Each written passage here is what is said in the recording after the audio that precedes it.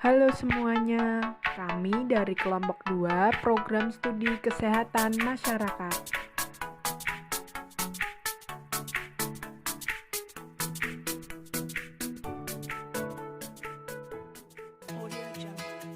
Stimulus respon John Dollar dan Neil Miller. Sejarah John Dollar dan Neil Miller. Dollar dan Miller bekerja sama di Institute of Human Relations Universitas Yale, mengembangkan pendekatan interdisiplin 3 bidang ilmu: teori belajar, psikoanalitik, dan antropologi sosial. Teori mereka banyak dipengaruhi oleh teori Hulse-Spence, yang terutama menangani peran motivasi dalam tingkah laku. Struktur kepribadian. Poin 1. Kebiasaan atau habit adalah satu-satunya elemen dalam teori Dollar dan Miller yang memiliki sifat struktural. Poin 2. Habit. Habit adalah ikatan atau asosiasi antara stimulus dengan respon yang relatif stabil dan bertahan lama dalam kepribadian. Poin 3. Memusatkan bahasanya mengenai proses belajar dan pentingnya kelompok habit dalam bentuk stimulus dan respon verbal atau kata-kata. Poin 4. Dollar dan Miller juga mempertimbangkan dorongan sekunder atau secondary drift seperti rasa takut sebagai bagian dari kepribadian yang relatif stabil. Poin 5. Menurut Dollar dan Miller, dorongan primer atau primary drift yang hubungannya stimulus respon atau SR yang bersifat bawaan atau innate juga menyumbang struktur kepribadian walaupun kurang penting dibandingkan habit dan dorongan sekunder. Dorongan primer dan hubungan SR stimulus respon bawaan menentukan taraf umum seseorang, bukan membuat seseorang menjadi unik. Saya akan menjelaskan struktur kepribadian. Untuk poin pertama, yaitu dari teori ini dapat dijelaskan bahwa mereka beranggapan kebiasaan merupakan salah satu elemen dalam struktur kepribadian. Kemudian, bagaimana Dollar dan Miller menjelaskan dinamika kepribadian, perkembangan kepribadian, serta tingkah laku abnormal. Untuk poin kedua, yaitu habit adalah ikatan atau asosiasi antara stimulus dengan respon yang relatif stabil dan bertahan lama dalam kepribadian. Namun, susunan kebiasaan itu bersifat sementara. Maksudnya, kebiasaan hari ini mungkin berubah berkat pengalaman baru dan keesokan harinya. Untuk poin ketiga, yaitu Dollar dan Miller menyerahkan kepada ahli lain rincian perangkat habit tertentu mungkin menjadi ciri seseorang karena mereka lebih memusatkan bahasanya mengenai proses belajar, bukan kepemilikan atau hasilnya. Namun mereka beranggapan penting kelompok habit dalam bentuk stimulus verbal dari orang itu sendiri atau dari orang lain yang responnya yang umum juga berbentuk verbal.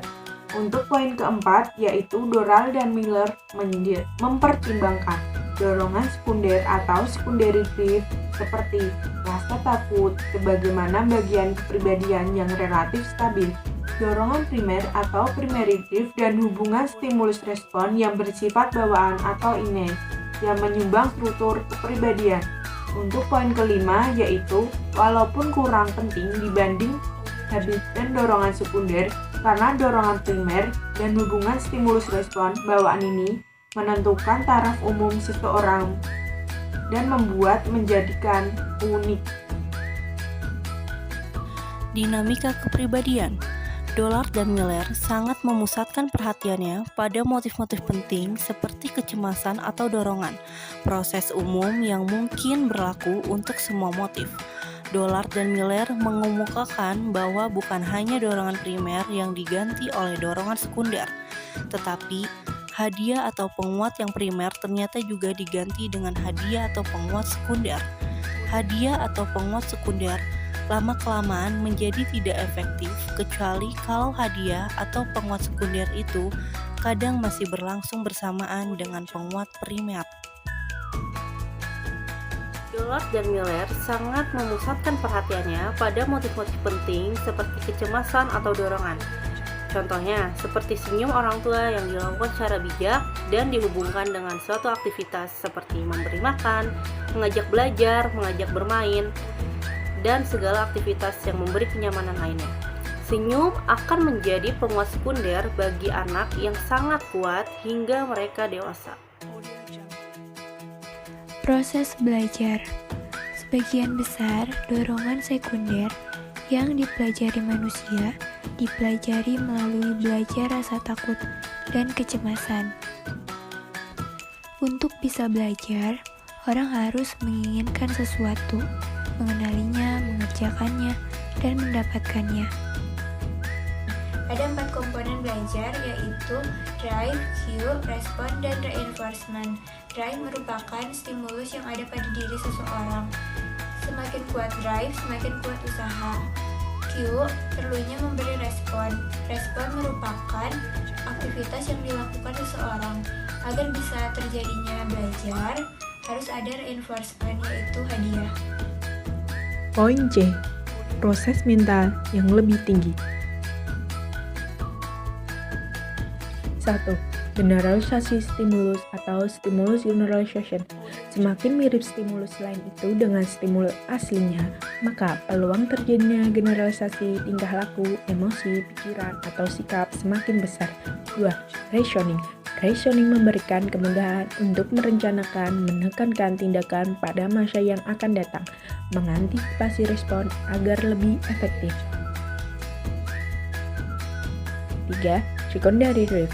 Stimulus atau yang sering berasosiasi dengan kepuasan dorongan primer dapat menjadi requirement sekunder. Saya akan menjelaskan poin C, proses mental yang lebih tinggi.